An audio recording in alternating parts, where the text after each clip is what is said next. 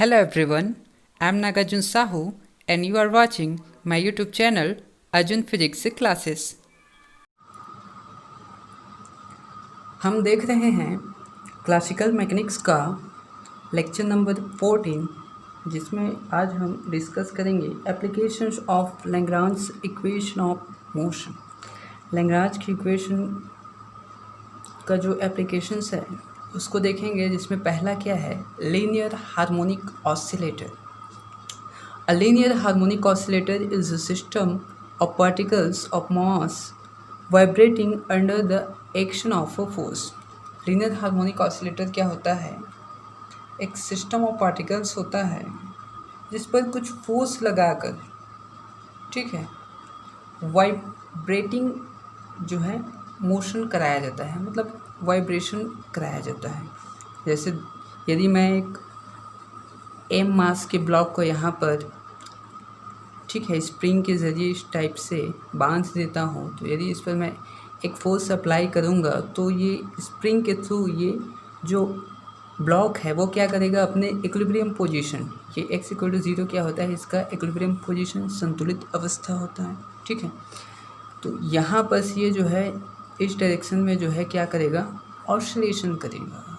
तो इस प्रकार का जो सिस्टम बनता है उसको लीनियर हार्मोनिक ऑसिलेटर कहते हैं, ठीक है। Linear harmonic oscillator of system of particles, ठीक। इसको देखते हैं अच्छे से। Consider a block of mass m attached with a spring. Let us displace the block from its mean position, that means equilibrium position, by applying an external force F dash. Due to spring force F, block will execute linear harmonic motion. We assume that there is no any dissipation of energy during SHM and the spring obeys Hooke's law, ठीक। तो यहाँ पर क्या करते हैं, हम एक M मास का एक ब्लॉक कंसिडर करते हैं जो यहाँ पर जो है x=0 पर ये जो है इक्विलिब्रियम पोजीशन पे है, संतुलित अवस्था में है, ठीक है। तो यदि मैं क्या करता हूँ, इस पर जो है एक एफ डेज फोर्स लगाकर इस दिशा में खींच कर यदि मैं छोड़ देता हूँ, ठीक है, तो यदि इसको इस दिशा में मैं खींचूँगा तो स्प्रिंग पर क्या करेगा, इस डायरेक्शन में एक जो है रिस्टोरिंग फोर्स कार्य करता है, ठीक है, जिसको हम स्प्रिंग फोर्स भी कहते हैं। ये इस डायरेक्शन में खींचूंगा तो इस डायरेक्शन में जो है एक स्प्रिंग फोर्स वर्क करेगा, ठीक, जिसका डायरेक्शन ये होगा, ठीक।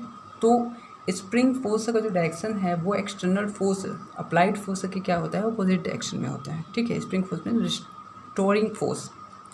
तो क्या करता है, ये जो है इस टाइप से जो है मोशन एग्जीक्यूट करता है। तो हम यहाँ पर कुछ अजम्पशन लेते हैं कि we assume that there is no any dissipation of energy during SHM। जब सिंपल हार्मोनिक मोशन करेगा ये ब्लॉक जो है, तो यहाँ पर जो है एनर्जी का कुछ भी डिसिपेशन नहीं होगा, मतलब उसमें कुछ भी लॉस नहीं होगा। ये अजम्पशन है, ठीक है, कुछ ना कुछ लॉस तो होगा। And the spring obeys Hooke's law, और स्प्रिंग जो है हुक्स लॉ का फॉलो करता है, जो क्या होता है, F=-kx ये होता है। तो यहाँ पर जो माइनस चिन्ह बताया गया है वो बता रहा है कि जो रिस्टोरिंग फोर्स होता है, ठीक है, प्रत्यानयन बल जो होता है वो क्या होता है, हमेशा अप्लाइड फोर्स के जो है अपोजिट डायरेक्शन में जो है वर्क करता है, ठीक है। Where k is spring constant. Now Lagrange equation of motion for one dimensional motion say in x direction can be written is. अब लैग्रांज का इक्वेशन हम देख चुके हैं, ठीक है। यदि मैं वन डायमेंशनल केस में उसको कंसिडर करूं, क्योंकि इसमें जो है केवल एक ही डायरेक्शन है, ये वाला वन डायमेंशनल मोशन कर रहा है ये, ठीक है। इसी तरह लैग्रांज की इक्वेशन वन डायमेंशनल के लिए यहाँ पर एक्स डॉट मैं लिख सकता हूँ, वहाँ की जो डॉट लिखते थे उसके स्थान पर, क्योंकि ये क्या है, जनरलाइज्ड कोऑर्डिनेट हो जाएगा, ठीक है, मिनिमम नंबर ऑफ कोऑर्डिनेट्स ये बताने के लिए। तो क्या हो जाएगा, d/dt curly L upon curly x dot minus curly L upon curly x=0। ये क्या है, लैग्रांज का जो है इक्वेशन है, ठीक है। किस कंडीशन के लिए इक्वेशन है ये भी हम जानते हैं, कंजर्वेटिव सिस्टम के लिए, ठीक है, वो देखेंगे कैसे। The kinetic energy of the system is, kinetic energy क्या हो जाएगा, T=1/2 mx dot square, x dot means ये भी हो जाएगा वेलोसिटी वन डायमेंशनल के लिए x डॉट स्क्वायर, 3 डायमेंशनल हो सकता आर डॉट ले लेता मैं, ठीक है। क्या हो जाएगा, as we know that the spring force is conservative force. हाँ, अब स्प्रिंग फोर्स से क्या होता है, कंजर्वेटिव फोर्स होता है, मतलब यहाँ पर जो हम इक्वल टू 0 लिए थे वो कंजर्वेटिव सिस्टम, सॉरी हाँ कंजर्वेटिव सिस्टम के लिए था, लैग्रांज के क्वेश्चन में जो हम लिए हैं वो, ठीक। तो हम जानते हैं कि स्प्रिंग फोर्स जो होता है कंजर्वेटिव फोर्स होता है, मतलब उसका जो पोटेंशियल होता है वो तो केवल कोऑर्डिनेट पर डिपेंड करता ही है, साथ में जो ब्लॉक का जो मोशन है, ठीक है, वो क्या करेगा, इनिशियल और एंडिंग पॉइंट पर ही डिपेंड करेगा, पाथ पर डिपेंड नहीं करता, ठीक है। तो यहाँ पर क्या हो जाएगा, F equal to minus del phi equal to minus curly V upon curly X. ये एक्स डायरेक्शन के लिए, 1 डायमेंशन के लिए है, इसलिए मैं डेल एक्स लिया हूँ, कर्ली एक्स लिया हूँ, ठीक है। अब मैं लिख सकता हूँ यहाँ पर ये डी भी ये इधर चला जाएगा, इसके पास तो क्या हो जाएगा minus F into D x, ये लिख सकता हूँ मैं ये, ठीक। इंटीग्रल करूँगा तो क्या मिल जाएगा मुझे, ये मिल जाएगा, और ये पूरे का इंटीग्रल क्या हो जाएगा, v equal to minus F का मान रखूँ, यदि एफ़ का वैल्यू क्या है माइनस के एक्स है, क्वेश्चन में हम देखें, ठीक है, फ्रॉम क्वेश्चन 1 क्या हो जाएगा minus K x into D x, minus minus plus हो जाएगा, के कांस्टेंट है बाहर आ जाएगा, क्या बचेगा एक्स डी एक्स प्लस सी क्या है कांस्टेंट ऑफ इंटीग्रेशन है, ठीक है। तो इसको इंटीग्रेट करूँगा एक्स को तो क्या मिल जाएगा मुझे 1/2 एक्स स्क्वायर, ये मिलेगा तो 1/2 के X square plus C. Where C is constant of integration, C depends upon the initial conditions which we can choose such that C equal to 0। C जो कांस्टेंट है वो हमारे इनिशियल कंडीशन पर depend करता है कि हम उसको क्या लें, तो हम इनिशियल कंडीशन के लिए उसको क्या ले लेते हैं, 0 ले लेते हैं, ठीक। Thus Lagrangian is L equal to T minus V, ये लैग्रांजियन का फॉर्मूला होता है, हम जानते हैं, ठीक। तो क्या हो जाएगा L equal to 1/2 M X dot square, T का वैल्यू इतना माइनस वी का वैल्यू हमने फाइंड किया ये वाला, ठीक। ये क्या, ये वाला क्या हो जाएगा माइनस 1/2 एक्स स्क्वायर। अब देखिए मुझे लैग्रांज के इक्वेशन के लिए, ठीक है, इस इक्वेशन में पुट करने के लिए किस किस वैल्यू की जरूरत है, curly L upon curly X dot और curly L upon curly x, तो ये दोनों वैल्यू मैं फाइंड करके इस इक्वेशन को सॉल्व कर सकता हूँ, ठीक है।